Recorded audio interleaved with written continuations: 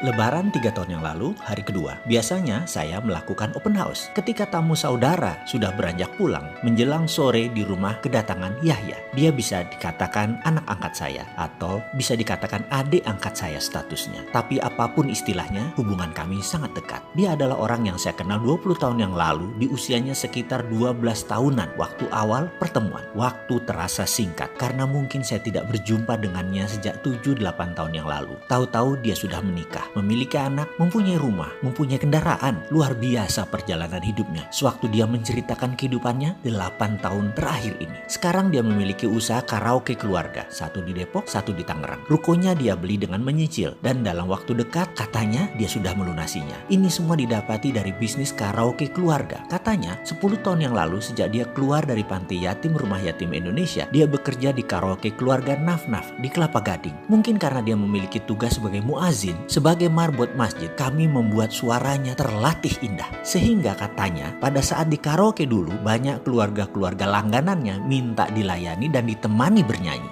Wajahnya yang ganteng, bersih, dan luar biasa santun merupakan salah satu bekal suksesnya. Hingga suatu saat Yahya bertemu dengan sebuah keluarga yang suka dengannya dan jatuh cinta pada dirinya. Dan sejak 5 tahun yang lalu dia dipercaya serta dimodali dengan mendapatkan bagi hasil usaha karaoke keluarga yang mereka bangun di daerah Depok. Sejak 3 tahun yang lalu, dengan hasil tabungannya, dia memberanikan diri membeli ruko secara menyicil dan membangun usaha karaoke. Kebetulan yang memberi kredit adalah seorang kepala cabang bank dekat Depok yang menjadi langganannya. Keluarga pejabat bank itu setiap minggu pasti menyempatkan berkaraoke dan berteman baik, bahkan menjadi mitra karaoke-nya. Bisnis karaoke yang dia bangun sendiri di daerah Tangerang, dan ruko inilah yang sebentar lagi lunas dimiliki penuh oleh Yahya. Sebuah cerita perjuangan hidup yang manis sekali didengar pada saat dia menceritakan sambil memangku putri pertamanya. Hari itu, Lebaran di rumah kami menjadi meriah dengan datangnya Yahya beserta istri dan putrinya. Tanpa malu-malu, mereka bernyanyi menggunakan karaoke di tengah rumah saya yang sederhana. Ketika mereka sudah pamit pulang, anak saya paling kecil Malkia berkata, "Yah, siapa sih Om Yahya ini? Apa sih sejarahnya?" Mendengar pertanyaan si bungsu ini, saya mulai mengingat kembali sejarah awal perkenalan saya dengan Yahya. Dulu, kita punya toko kelontong, toko Mirah Swalayan namanya. Salah satu cabang ada di daerah Cibubur, Perumahan Harapan Indah,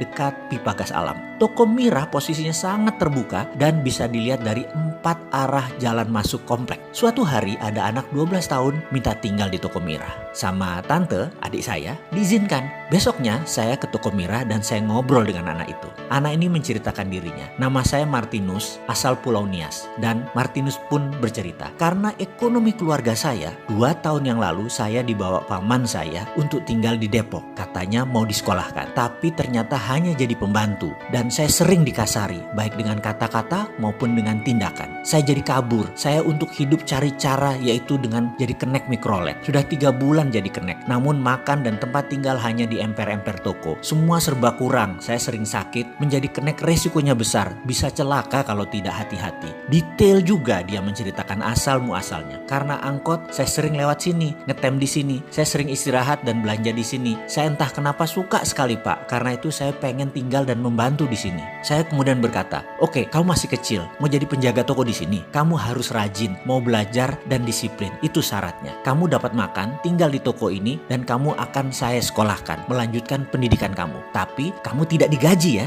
paham kamu?" Martinus mengangguk. "Oh iya, apa agama kamu?" tanya saya. "Saya Kristen Pak," katanya. "Oke, baik. Itu 1 kilometer dari toko ini ada gereja HKBP. Kamu harus rajin ibadah ya," sambil saya tunjukkan lokasi gereja tersebut. Lusanya, saya mencari sekolah buat Martinus. SD negeri menolaknya karena dokumen tidak lengkap. Lalu saya bawa ke sekolah Kristen sekitar Cibubur. Ada 3 sekolah Kristen di sana. Semua juga menolak dengan alasan tidak ada dokumen. Saya mencoba meyakinkan bahwa anak ini dokumen sekolahnya hilang di kampungnya di Pulau Nias. Karena bencana banjir 2 tahun yang lalu, dokumen tersebut hanyut. Kalau harus pulang ke Nias, menyiapkan akan lama dan mahal. Bisakah ini semua menyusul? Dan fotokopi terdekat itu di Medan sana. Demikian saya membesar-besarkan supaya prihatin, jatuh hati pengurus sekolah tersebut. Tetap ditolak. Saya benar-benar senewan. Bahkan saya berargumen, "Ini anak terima saja deh atas nama agama Anda. Agama nama Kristen, atas nama kemanusiaan. Toh semua biaya saya yang nanggung. Saya berargumen, turun kelas juga nggak apa-apa. Anda sekolah swasta kan bisa lakukan itu, bener kan? Demikian saya mencoba menekan. Waduh, nggak goyang tuh mereka. Saya ulangi lagi, Pak, atas nama agama Anda, mohon anak ini diterima. Saya yang Islam, nggak peduli anak ini agamanya apa, pokoknya saya harus sekolahkan dan ini tanggungan saya. Tetap tidak diterima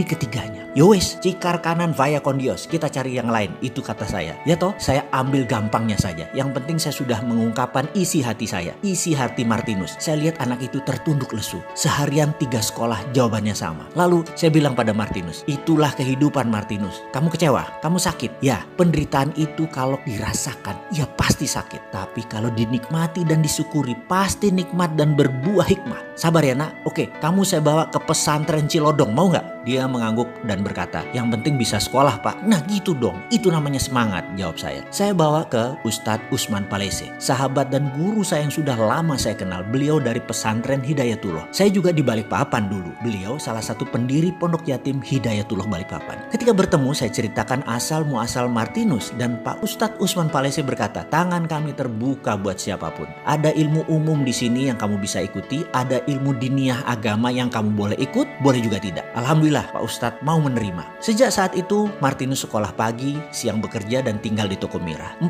tahun kemudian dia tinggal di pesantren Cilodong dan dia sudah tidak aktif lagi bekerja di Toko Mirah. Suatu hari Pak Usman Palese telepon saya, Mas Mardigu bisa ke Cilodong? Saya atur jadwal Pak, dan esoknya saya pun merapat ke sana. Di depan rumah Pak Usman ada Martinus yang duduk dengan wajah serius. Lalu dia menyalami saya dan berkata, Pak, saya sudah berpikir masak-masak, saya sudah merenung, saya sudah berdoa tiap malam hampir 2 tahun ini. Dalam 5 tahun ini saya melihat keindahan teman-teman melakukan gerakan sholat, keceriaan Ramadan, merdunya suara azan di pagi subuh. Saya memutuskan untuk memeluk agama Islam. Boleh ya Pak? Saya menatap wajah Martinus dalam-dalam. Saya lihat wajah Pak Usman Palese yang berdiri agak ke belakang, wajahnya datar saja. Saya balik menatap Martinus. Agama bukan mainan. Saya menggelengkan kepala. Gak bisa kamu lakukan itu Martinus. Agama bukan untuk kamu punya-punyaan, untuk dibanding-bandingkan mana yang lebih baik, mana yang lebih bagus. Tapi agama adalah hal spiritual. Agama adalah hal yang sakral. Agama adalah keputusan keindahan kolbu sehingga memancar keluar. Yang kamu lihat baru luarnya saja. Kalau kamu sudah menemukan dalamnya, kamu baru mengerti dan boleh menyatakan apa yang kamu katakan barusan, kata saya. Pak Usman Palese meneruskan,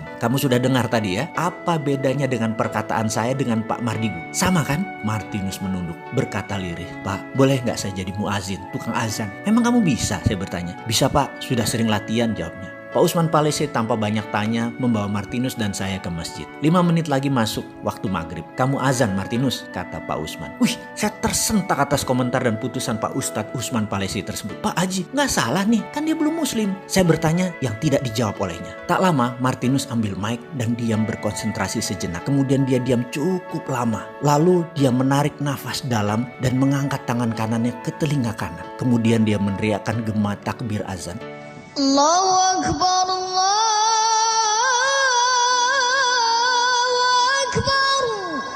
Saya tersentak, Pak Usman Palese tersentak. Subhanallah, suaranya indah sekali, agem, merdu, lekukannya fasih, cengkok murotal azan dimainkan dengan indah. Mendadak masjid penuh kehadiran jamaah, lebih banyak dari biasanya. Semua berkumpul di luar. Sebelum masuk ke masjid ada anak-anak, ada para tetangga, jamaah pesantren Hidayatullah Cilodong, baik tua muda, dan kami semua bertasbih memuji suara Martinus. Ini azan gak seperti biasanya terdengarnya. Bergetar kami menyaksikan seorang anak muda yang suara vokalnya indah, memanggil umat untuk berkumpul, untuk bersolat. Saya sampai meneteskan air mata mendengar azan indah dari anak berusia 17 tahun, Martinus asal Nias ini. Banyak ibu-ibu yang tahu siapa Martinus menyeka wajah mereka karena tetesan air mata sambil bergumam, indah banget ya suaranya. Lalu saya melirik dan berkata kepada Pak Usman Palese, Pak, saya rasa dia sudah mendapat hidayah nih Pak Ustadz. Pak Usman tidak menjawab cepat. Dia meresapi sesaat, diam, kemudian dia mengangguk setuju. Dipanggilnya Martinus sebelum saat maghrib dimulai. Di hadapan jamaah dan anak pesantren dan tetangga Cilodong, dia tanya, Apakah kamu sudah mantap ingin memeluk Islam, nak? Martinus mengangguk dan tertunduk. Ambil Al-Quran, pegang di dada kamu, kata Pak Usman. Martinus melakukan gerakan sesuai perintah. Tangan kanannya salaman dengan Ustadz Usman. Tangan kirinya memeluk Al-Quran dan dia berkata, Asyhadu alla ilaha illallah wa asyhadu anna Muhammad Rasulullah. Suaranya yang merdu memenuhi ruangan masjid yang hening. Kalimat syahadat yang dibacakannya syahdu sekali. Semua anak-anak dan teman-temannya menyalami dan memeluk Martinus. Ibu-ibu menyeka air mata haru. Pak Usman Palese berkata, Pak Mardigu, kasih nama baru buat dia. Lalu saya berkata, mulai saat ini nama kamu Muhammad Yahya. Kamu dipanggil Yahya. Selamat datang di dunia keberserah dirian. Yahya adalah nabi yang ditulis Al-Quran sebanyak 4 kali. Hidup bersama di zaman Nabi Isa, anak Nabi Zakaria. Namanya sebagai penentang Herodes banyak disebut di kitab hikmah, Ihya Ulumuddin dan lain sebagainya. Sehingga ke depan kamu bisa mencerminkan diri sebagai perwujudan pejuang kebenaran.